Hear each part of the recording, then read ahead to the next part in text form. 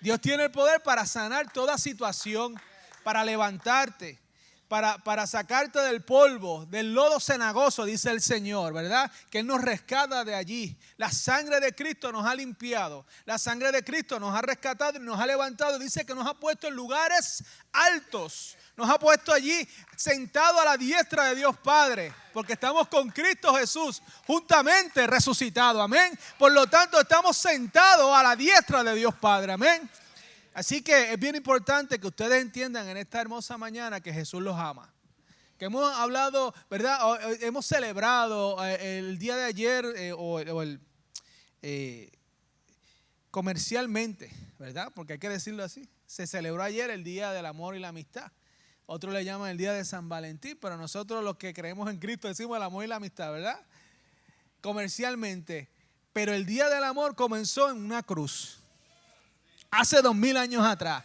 Allí comenzó nuestra redención. Allí comenzó el amor a fluir hacia nuestras vidas. Y por eso nosotros celebramos el Día del Amor y la Amistad todos los días de nuestra vida. Porque todos los días de nuestra vida Jesucristo está con nosotros. Todos los días de nuestra vida nosotros hemos reconocido que Jesucristo es el Señor de nuestra vida. Y que a través de su amor hemos sido santificados, hemos sido justificados. Y estamos hoy en victoria en el nombre del Señor.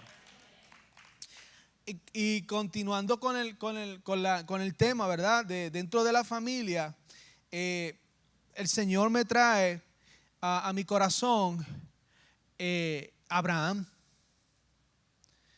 Y qué interesante, porque dice la palabra del Señor que todas las familias de la tierra iban a ser bendecidas a través de Abraham, ¿verdad? Y qué interesante, porque Abraham no tenía hijos. Abraham no tenía una familia. Sin embargo, el Señor pone en mi corazón este mensaje y se titula La fe que justifica. La fe que justifica. ¿Bien? Y dice en Génesis capítulo 15, donde vamos a establecer el mensaje de hoy. En Génesis capítulo 15, el verso 1, lo tenemos por allí, ¿verdad?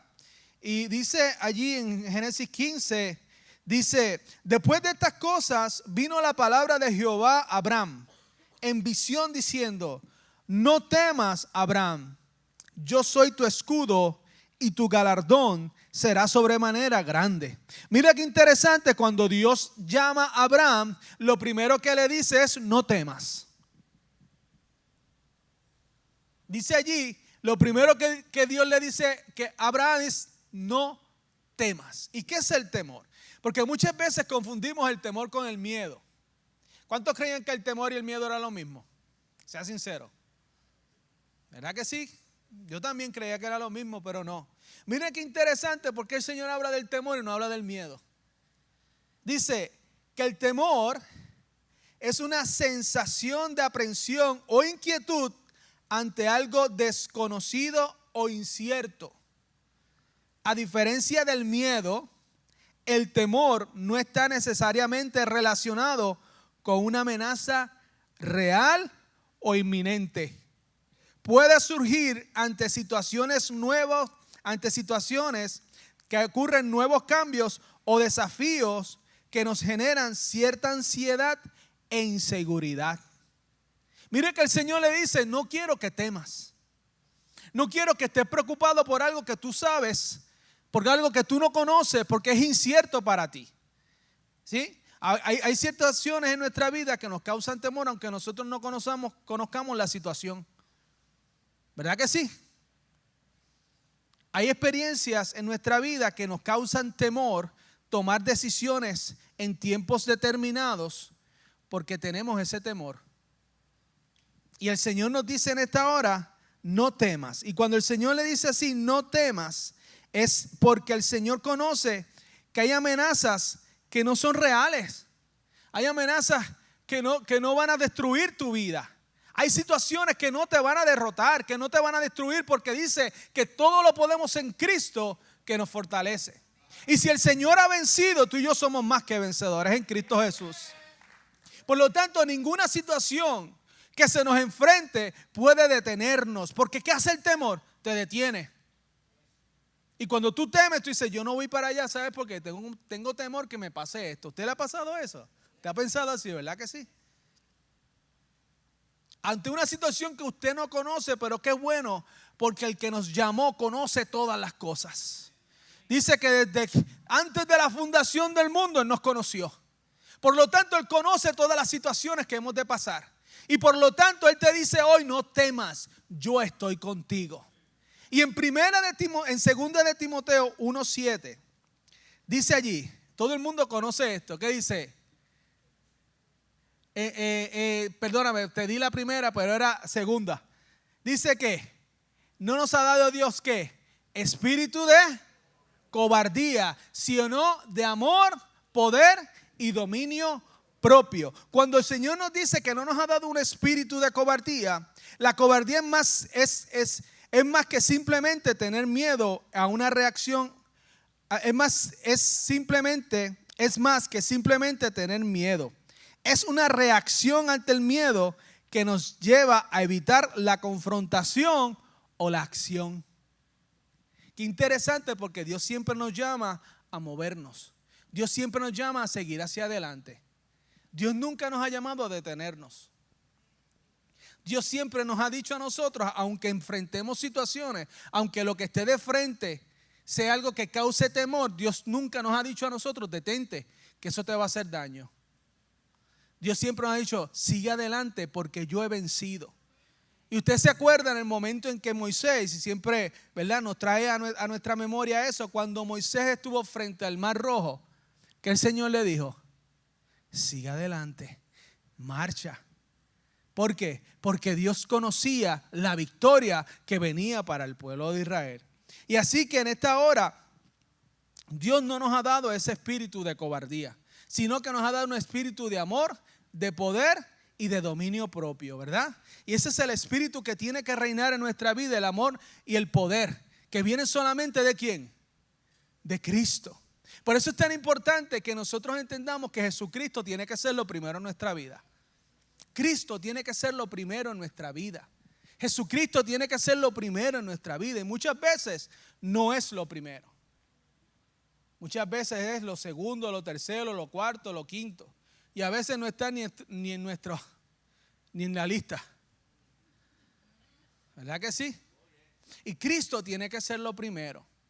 Porque es el que nos va a dar, es el motor que nos va a llevar a accionar frente a unas situaciones y frente a circunstancias que nosotros no tenemos el control. Nosotros yo creo que casi el 90 y pico % de las situaciones nosotros no tenemos el control. Aunque nos gusta y nos anhelamos tener el control de las situaciones. ¿Ah? Qué malo es cuando tú sabes que no puedes tener el control de algo. Muchas veces nos frustramos, peleamos, nos enojamos porque no puedo controlar algo. Sin embargo, dice el Señor que todas esas cosas han sido puestas bajo nuestros pies en Cristo Jesús. Y si nosotros reconocemos a Cristo Jesús como nuestro Señor, y si nosotros andamos conforme a sus estatutos, nosotros podemos seguir hacia adelante. Cada situación, aunque se levante, Señor, tú tienes el control de cada situación. Tú tienes el control de toda circunstancia que se levante en mi contra. Los discípulos no tenían control de la tormenta. Ellos no podían controlar la tormenta. Sin embargo, ¿quién se levantó y la controló? Cristo. Jesucristo es el que se levanta en nuestra vida a controlar cada situación. Y es importante que nosotros entendamos que el temor y la cobardía no vienen del Señor. Por eso dice su palabra que el reino de los cielos, ¿qué? Se hace ¿qué? Fuerte. ¿Y solamente quién? Los valientes, porque los cobardes no toman decisiones. El cobarde dice, yo no voy para allá. El cobarde dice, yo no me voy a enfrentar a eso. Y muchos de los negocios que están en el corazón tuyo no los has cumplido porque eres cobarde. Porque no te atreves a mover a hacerlo. Y muchas de las circunstancias en nuestra vida pasan porque hemos sido cobardes y no nos hemos atrevido a confiar en aquel que nos dijo, ese espíritu no viene de mí. Si tú eres cobarde, hermano, no es que usted esté endemoniado, pero usted ore para que el Señor retire de su vida la cobardía. Y que ese espíritu de poder, de dominio propio es cuando tú le dices a tu ser, no, quien te gobierna es Cristo. Y tú vas a hacer lo que Cristo dice que tienes que hacer. Y tenemos que movernos en el poder del Espíritu Santo, sabiendo que quien nos llamó es todopoderoso para cumplir en nosotros todas sus promesas. Por eso, hermano, Dios le dice, lo primero que le dice a Abraham antes de comenzar cualquier circunstancia en su vida y en su familia, él dice, no temas, saca de ti el temor, saca de ti la cobardía, porque lo que vamos a hacer tú y yo es algo fuerte. Porque Abraham no era un nene, Abraham no era un niño, Abraham no tenía el Espíritu Santo como tú y yo lo tenemos, que nos ayuda a entender y a comprender los misterios del Señor y saber, y tenemos esa fe. Abraham no lo tenía. Sin embargo, fue un hombre humilde y quitó de él todo temor, ¿verdad? Y también vemos que esa cobardía no nos deja no hay disposición de tomar riesgos que podrían resultar en un crecimiento espiritual, personal o profesional. Ay, yo tengo miedo a hacer esto, yo tengo miedo a enfrentarme a eso. No, hoy se rompe ese miedo en el nombre de Jesús. Porque tú tienes anhelos en tu corazón, hay cosas en tu corazón que tú quieres hacer. Y esas cosas que hay en tu corazón que tú quieres hacer no vinieron de tu mente. El Señor las plantó allí. Están en tu corazón allí. Y todos los días te lo dicen. Y tú todos los días tienes ese anhelo de hacer algo, pero no lo haces, no te mueves. Esto me trae a mi memoria cuando David enfrentó a Goliat. Cuando David enfrenta a Goliat, hermano, fue lo que lo catapultó a él a ser rey. Si David nunca hubiera enfrentado a Goliat, hermano, probablemente David nunca hubiera sido rey. Pero David confió en que Dios tenía el poder para vencer ese gigante. Por lo tanto, cuando Saúl, ¿qué hizo? Porque ese era el lugar de Saúl. Saúl era el rey. Se supone que Saúl fuera el que saliera al frente, ¿verdad? Y enfrentar a este gigante. Sin embargo, ¿qué hizo Saúl? Se acobardó. Se acobardó el punto hasta que dejó un nene que enfrentara al gigante. Si ahora mismo hubiera una situación real, ¿usted dejaría a algún niño de 15, 16 años que hiciera eso? ¿Verdad que no? Sin embargo, este rey estaba tan asustado que dijo, sí, vete. Es más, llévate mi armadura y mi espada, vete y enfréntate a ese gigante. Sin embargo, esa cobardía de este rey fue lo que lo destituyó como rey. Una de las cosas, ¿verdad?, donde Dios dijo, no, este hombre no me sirve. Si este hombre no confía en mí. Y Dios quiere que tú y yo entendamos en esta mañana, hermanos, que aprendamos a confiar en nuestro Dios. Que el Señor tiene el control de todas las circunstancias. Y en el verso... Gracias. No estaba por aquí. Yo había visto una. Yo la había visto. Yo decía, usted no me ve que yo estoy buscándola. Aleluya. Gracias, hermano. Aleluya. Y cuando vemos aquí que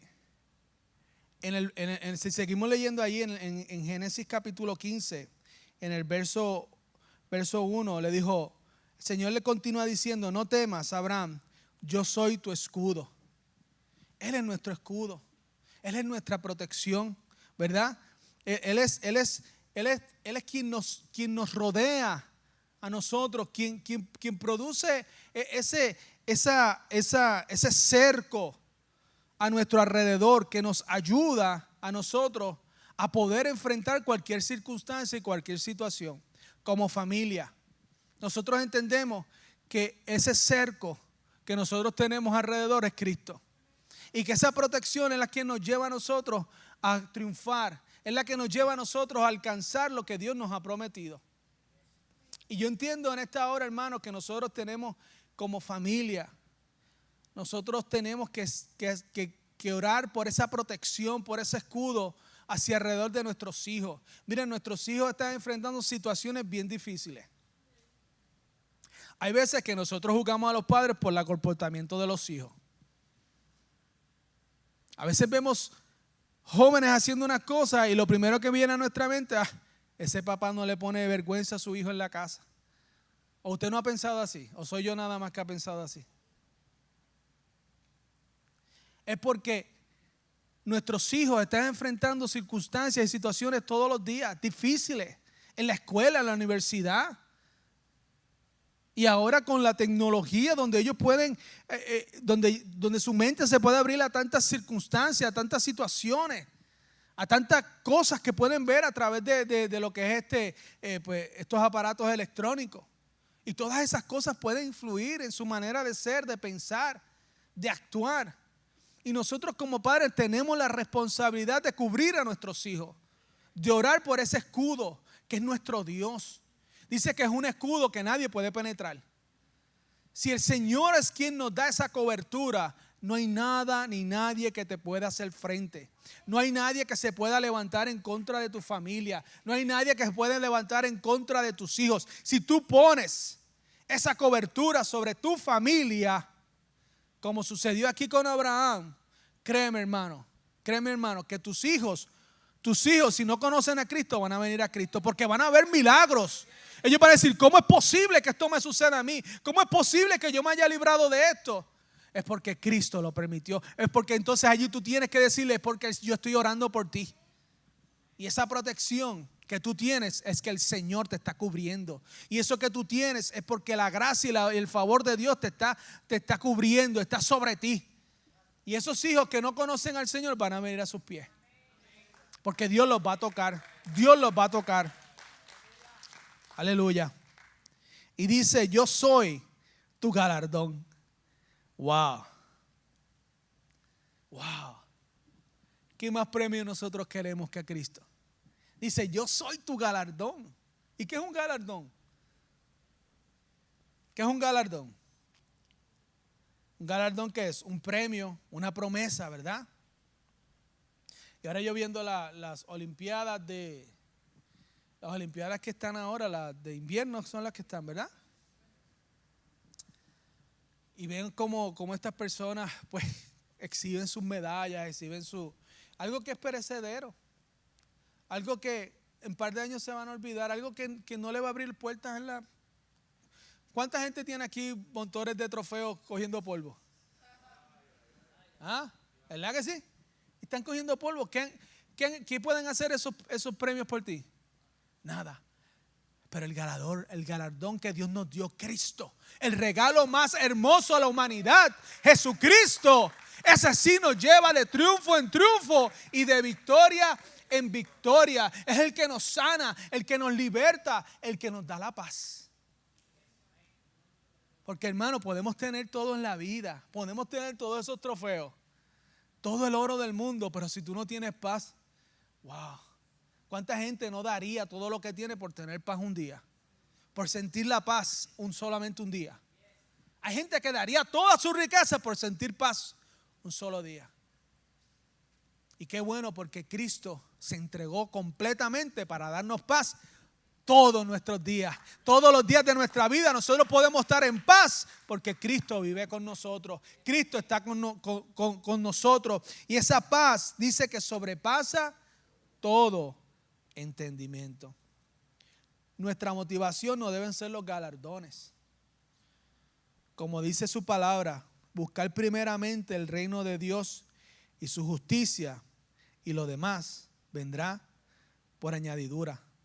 Muchas veces anhelamos más las añadiduras que su justicia y su reino. Porque hoy en día eso está de moda. ¿Cuántos quieren que Dios le traiga un carro? ¿Cuántos quieren que Dios le dé una casa? ¿Cuántos? ¿Verdad? Mensajes motivacionales. ¿Quién no quiere un carro y una casa? Alguien puede tener 10 carros y 10 casas y si se le dice, ¿te regalo una casa? Claro que sí, dámela. Pero dice la palabra del Señor que el reino de Dios no se trata de eso. El reino de Dios se trata de justicia. Y la justicia viene por la fe. La justicia viene por la fe. Y nosotros tenemos que buscar el reino de Dios y su justicia. Y todas las cosas serán añadidas. Todas las cosas serán añadidas. Una añadidura, ¿qué quiere decir? Algo que tú no necesitas. Tú tienes todo, pero Dios te da más. Porque así es nuestro Dios. Nuestro Dios no es un Dios de, no, yo te doy más. Dice que Él nos da más de lo que esperamos, ¿verdad? Y de lo que pedimos. El Señor nos da más y más. Siempre va a haber algo más para ti. Pero no busques ese más. Que no sea la motivación tuya buscar al más. Sino que tu motivación sea que tú amas a Dios por lo que Él es. No por lo que te da. El Señor nos llama hoy a creer en Él. A ser como Abraham. Que Abraham miraba a su alrededor. Y Abraham le dice en el verso 2, Señor, ¿qué me dará? ¿Qué me vas a dar? Cuando le dijo, yo soy tu hogar, ¿pero qué me vas a dar? Siendo que yo ando sin hijo. Y el mayordomo en mi casa es ese Damaseno Eliezer. Dijo también Abraham, mira que no me has dado prole, y aquí que será mi heredero un esclavo nacido en mi casa. Luego vino a él palabra de Jehová diciendo, no te heredará sino un hijo tuyo será el que te heredará. Y lo llevó afuera y le dijo, mira ahora los cielos y cuenta las estrellas, si las puedes contar. Y le dijo, así será tu descendencia. Wow. Dios te reta hoy. Dios te está retando hoy a que tú mires al cielo. Mira al cielo. Dios te está retando hoy que tú vayas afuera hoy, mires al cielo y mires las estrellas y las cuentes. Si puedes contarlas. Si puedes contarlas, ¿verdad? Porque así será tu bendición. Así será tu bendición. Dios nos bendice más de lo que tú crees, de lo que tú esperes, de lo que tú te puedes imaginar. La bendición de Dios sobrepasa más allá de lo que tú y yo entendemos. Por eso Él sigue siendo Dios y tú y yo no somos Dios, porque no lo podemos entender. Y no hemos entendido que la bendición más grande que nosotros podemos tener en nuestra vida se llama Jesucristo. Cristo en nuestra vida es la bendición más grande que tú te puedas imaginar, porque es Dios mismo. Es Dios mismo viviendo en ti. Esa bendición no la tiene todo el mundo, pero está disponible para todos.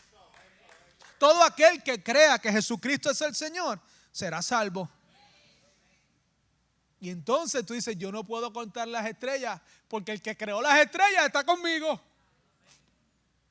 Yo no podré contar las estrellas, pero el que creó cada estrella y las conoce por su nombre vive dentro de mí. Y esa es la bendición más grande que tú y yo podamos tener. Y en el caso de Abraham, cuando le dijo así, mire el verso 6. Dice, y creyó a Jehová y le fue contado por justicia. Y a mí me impactó ese versículo porque dice, y creyó a Jehová y le fue contado por justicia. Y yo le decía, Señor, ¿qué quiere decir eso que le fue contado por justicia? Entonces esto me lleva a preguntarme, ¿qué es justicia? Algo que es justo, ¿no? ¿Verdad? Cuando usted va a un juzgado y el juez dictamina una sentencia, ¿verdad? Dentro de lo que el juez pueda ver, dentro de las pruebas que se presentaron, él determina que es un juicio y determina una sentencia. Y nosotros tenemos que entender, ¿verdad?, que eso fue lo justo, ¿verdad? Aunque sabemos que se han cometido un montón de injusticias, ¿verdad? Pero si lo vemos del punto de vista de algo que es, lo vemos del punto de vista que fuera lo real, Entonces eso es lo justo, ¿verdad? Se hizo justicia. Pues cuando hay algo justo es algo que tú mereces. Es algo que te pertenece. Es lo justo. Y cuando tú y yo creemos, Dios te da lo que te pertenece, lo que es justo.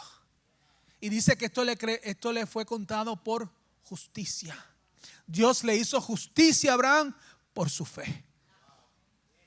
Y nosotros cuando creemos a Dios y cuando ponemos nuestra fe en Dios, Dios nos hace justicia. Por eso es que cuando tú le dices, Señor, sáname, y tú crees en Él, Él te hace justicia y te sana. Por eso cuando tú le dices, Señor, yo no tengo que comer, tú crees en Él y clamas a Él, Él te hace justicia y dice que te lleva cuervos que te traigan alimento. Mueve a alguien y te trae alimento. Es la justicia de Dios la que te mueve a ti y la que te dice a ti que cuando tú no tienes trabajo y tú oras por un trabajo y el Señor te abre puertas en un trabajo, Dios te hizo justicia porque creíste en Él, porque tuviste fe. La justicia de Dios se manifiesta a través de la fe.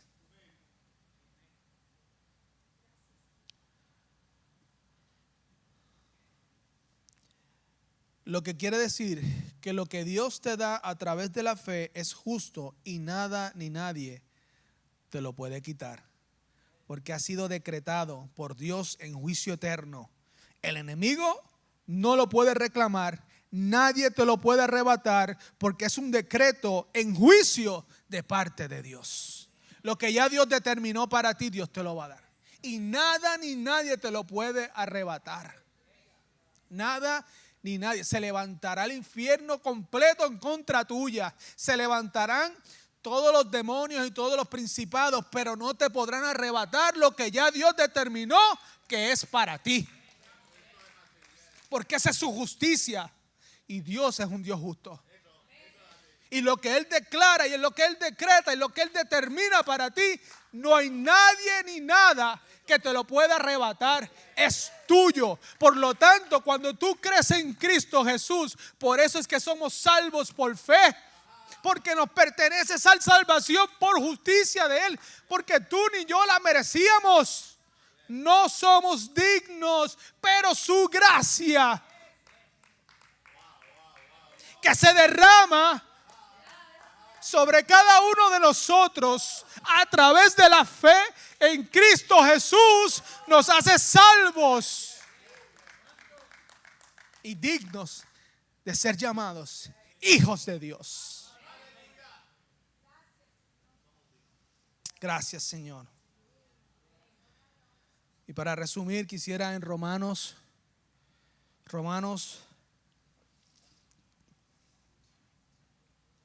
3. Romanos 3.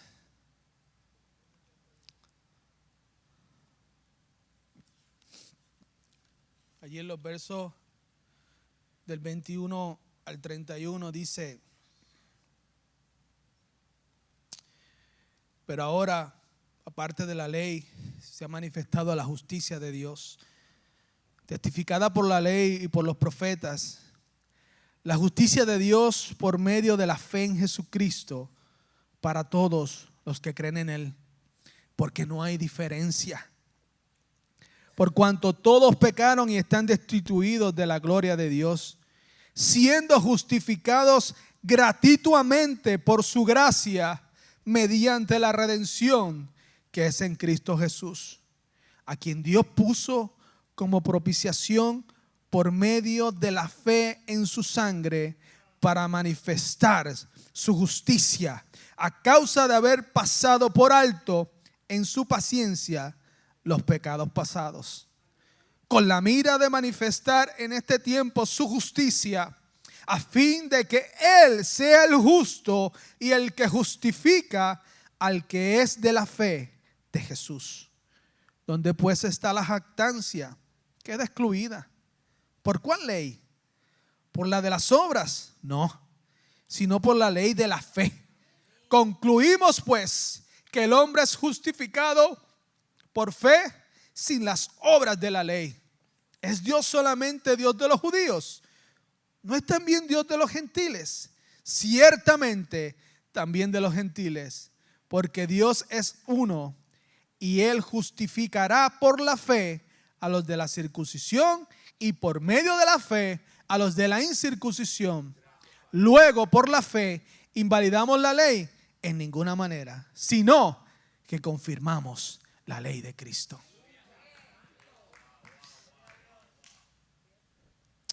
Wow. La palabra de Dios es poderosa, hermano. Y verdaderamente Dios nos está llamando a tener fe. Hay muchos movimientos externos, mucho adorno que se están levantando en las iglesias. Y Dios nos está llamando a las raíces. Dios nos está llamando a la raíz de todo esto, que es Cristo, la fe en Jesucristo. Quien comenzó la obra en Abraham fue Cristo, porque Cristo está desde el principio.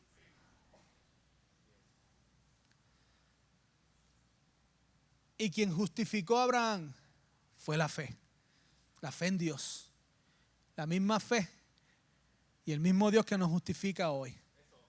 Pero volvamos a nuestras raíces. Confiemos en Cristo, confiemos en el Señor Jesucristo, que Él nos levantó, que Él nos redimió, que Él nos salvó, que Él nos limpió con su sangre y que nos hace aptos y dignos de estar ante su presencia. Así que, hermanos, en esta hora cubramos a nuestra familia con esa fe. Que lo que se habla en nuestras casas con nuestros hijos es del amor de Dios, de cómo el Señor puede obrar en sus vidas, de cómo la fe en Cristo los puede librar, de cómo la fe en Cristo puede hacer que ellos rompan todo espíritu de cobardía, todo aquello que le causa temor y sigan hacia adelante, y que podamos poder emprender negocios, podamos abrirnos a lo que Dios tiene para nosotros. Que nada nos detenga. Que nada detenga el caminar, que nada nos aguante, que nada nos pegue una silla. Y que echemos fuera todo temor en el nombre de Jesús. Reconociendo que el que venció en la cruz del Calvario y derramó esa sangre poderosa, nos dará con nosotros también la victoria. Hermanos, creamos en el Señor. Creamos en Cristo Jesús. Si usted quiere ver una familia victoriosa, si usted quiere ver a su familia victoriosa, simiente su familia en la fe de Cristo. Y usted va a ver el fruto en sus hijos, en sus nietos, la segunda, tercera y cuarta generación. Porque esa es la añadidura de Dios. No se queda contigo y tus hijos. Él sigue bendiciendo a todas tus generaciones. Y tus hijos y los hijos de tus hijos seguirán hablando de Cristo hasta que Él venga. Esas son sus añadiduras. Confiemos en el Señor, hermano.